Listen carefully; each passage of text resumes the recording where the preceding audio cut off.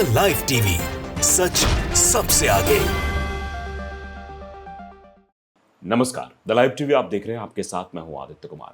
इस समय महाराष्ट्र की सियासत पर कुछ कह पाना बहुत मुश्किल है और यहाँ के सियासतदानों के बारे में कह पाना कि किसके साथ हैं ये भी बहुत मुश्किल है, क्योंकि कब कौन दूसरी पार्टी में चला जाए या फिर किसी गठबंधन के साथ शामिल हो जाए, कब कौन मंत्री पद की शपथ ले ले, कब कौन उप मुख्यमंत्री बन जाए, कब कौन मुख्यमंत्री बन जाए, ये कहा नहीं जा सकता है। अभी हाल फिलहाल में आप देख रहे हैं कि अजीत पवार को मनाने की अब कोशिशें हो रही हैं। दरअसल बताया जा रहा है कि अजीत पवार सरकार से नाराज हैं। एनसीपी गुट के नेताओं के नाम सबसे ज्यादा रखे गए हैं संरक्षक मंत्रियों में।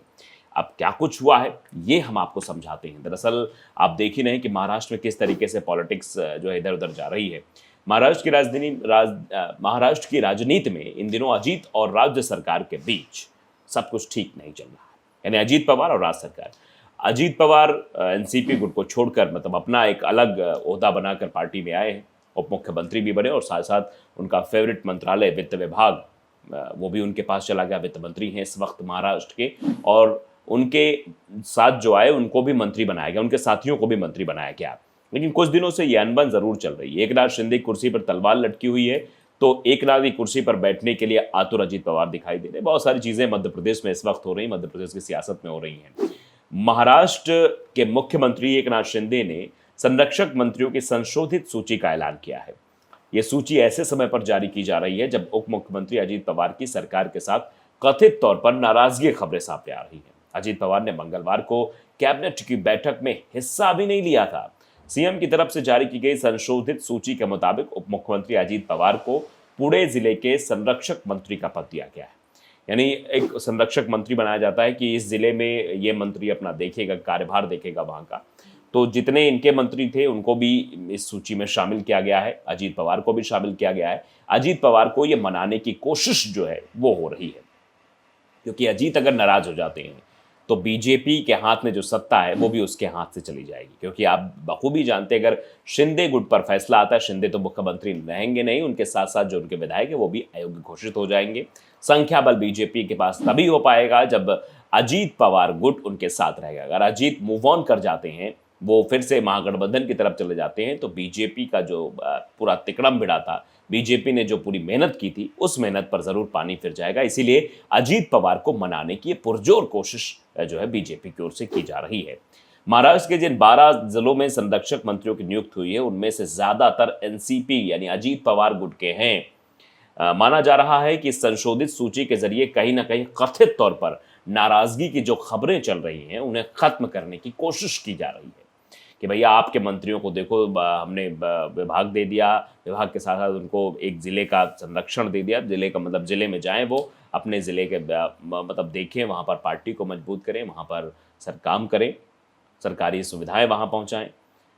कैबिनेट बैठक में शामिल ना होने के अलावा अजीत दिल्ली में बीजेपी के केंद्रीय नेतृत्व की बैठक में भी शामिल नहीं हुए।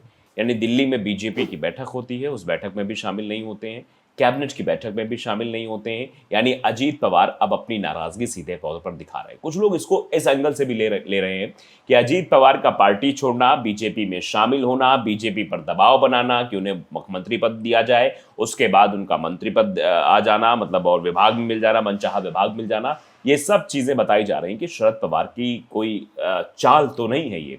क्योंकि शरद पवार राजनीति के चाणक्य कहे जाते हैं। शरद पवार जब भी कोई गेम करते हैं तो वो सब जगह दिखाई भी देता है, समझ में आता है कि अच्छा आखिरकार शरद पवार क्या कुछ नया करने वाले हैं, और वो स्पष्ट रूप से सबको दिखाई देता है। तो वो चीज़ें भी यहाँ दिखती हुई नजर आ रही हैं, उन सब का भी प्रभाव यहाँ पर दिखाई दे रहा है। और ऐसे में जब ये चीज़ें हो रही हैं तो फिर एक बार शरद पवार की बातें भी याद आती हैं, क्योंकि चाचा और भतीजे में नाराजगी नहीं दिखाई दे रही है।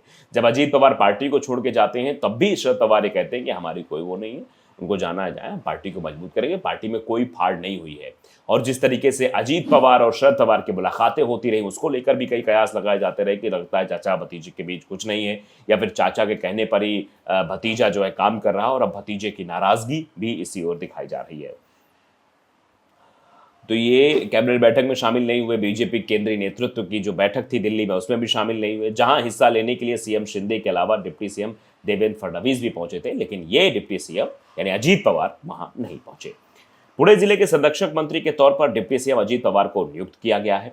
अकोला के लिए राधाकृष्ण विखे पाटिल, सोलापुर के लिए चंद्रकांत दादा पाटिल, अमरावती के लिए चंद्रकांत दादा पाटिल को ही संरक्षक मंत्री बनाया गया है। भंडारा के लिए विजय कुमार गावित, बुल्ढाड़ा के लिए दलीप वलसे पाटिल, कोल्हापुर के लिए हसन मुश्रीफ को संरक्षक मंत्री नियुक्त किया गया है।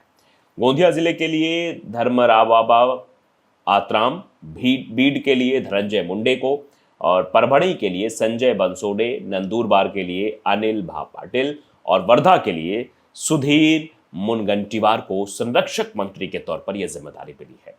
तो ये सीधे सीधे तौर पर एक इशारों में ये इस संरक्षक मंत्री बनाया गया है, इसके सारे अजीत पवार को बनाने की कोशिश हो रही है, क्योंकि मैंने बताया कि अगर अजीत ने कुछ कर दिया तो फिर आने वाले समय में बीजेपी के जितनी भी मेहनत थी, चाहे वो एकनाथ शिंदे को अपने पक्ष में लाना हो, एकनाथ शिंदे के विधायकों को पहले गुजरात शिफ्ट करना हो, फिर असम शिफ्ट करना हो, ये सब कुछ जो भी कहानी पिछले 1 से 1.5 साल में चली थी, उस सारी कहानी बेकार हो जाएगी। उस पर सब पर कहते किए कराए पे पानी फिर जाएगा। तो ऐसे में अजीत का साथ रहना बहुत जरूरी है, क्योंकि एकनाथ शिंदे कभी भी मुख्यमंत्री की कुर्सी उनकी जा सकती है। सरकार से नाराज चल रहे अजीत पवार। डिप्टी सीएम अजीत पवार सत्ता में बंटवारे से नाखुश नजर आ रहे हैं। जुलाई में एनसीपी से अलग होने के बाद सरकार बनाने वाले अजीत पवार ने मंगलवार को हुई कैबिनेट बैठक में हिस्सा नहीं लिया। कहा गया कि उनकी तबीयत ठीक नहीं है। महाराष्ट्र में कैबिनेट विस्तार में हो रही देरी भी उनकी नाराजगी की एक बहुत बड़ी वजह बताई जा रही है।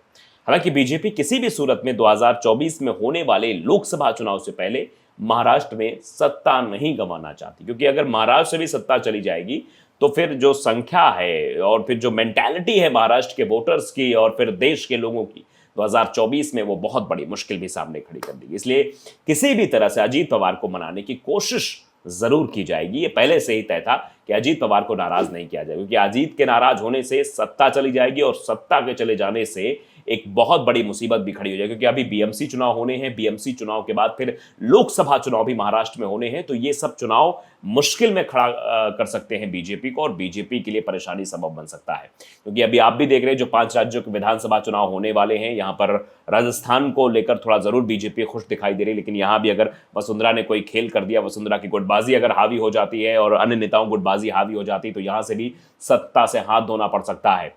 और उसके बाद मध्य प्रदेश की बात करें तो मध्य प्रदेश में अभी 50+ कांग्रेस जा रही है और ये 50 से नीचे आ रही है बीजेपी, ऐसा सर्वे बता रहा है। क्योंकि जिस तरीके से अभी कुछ सांसदों को मैदान में उतारा गया, कुछ मंत्रियों को मैदान में उतारा गया, उससे बगावत दिखाई दे रही, पार्टी के अंदर ही बगावती सुर दिखाई दे रहे हैं। कई नेता तो सीधे तौर पर ताल ठोक रहे हैं, कोई आम आदमी पार्टी में जा रहा, कोई कांग्रेस में जा रहा, तो कोई निर्दलीय लड़ने का मूड बना रहा है। तो इससे भी पार्टी के लिए मुसीबत का सबब बनता जा रहा है। तो यहाँ भी बीजेपी के लिए अच्छी खबर नहीं। तेलंगाना में आप देख ही रहे हैं कि बीआरएस का आखिरकार क्या हाल है और वहां पर किस तरीके से लड़ाई हो रही है। वहां भी बीजेपी के लिए चांसेस ना के बराबर ही कहे जा सकते हैं।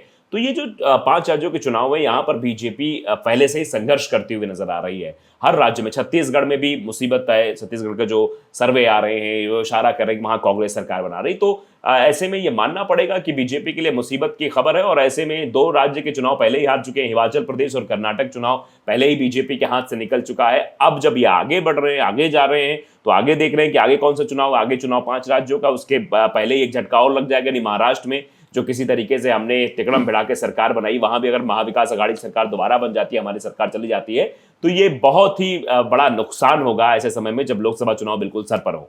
तो फिलहाल इसीलिए अजीत पवार को मनाने की पुरजोर कोशिश बीजेपी की ओर से की जा रही। अब देखिए आगे क्या कुछ होता है। क्या इस पूरे गेम प्लान में शरद पवार जो है इंटर हैं, शरद पवार सब कुछ कठपुतलियों से सबको नचा रहे हैं, या फिर कहानी कुछ और है, ये कुछ दिन में साफ हो जाएगा। तो द लाइव टीवी को अगर आपने सब्सक्राइब नहीं किया, जरूर करिए, बेल आइकन दबाइए ताकि सच खबर आप तक पहुंचती रहे। नमस्कार। द लाइव टीवी, सच सबसे आगे।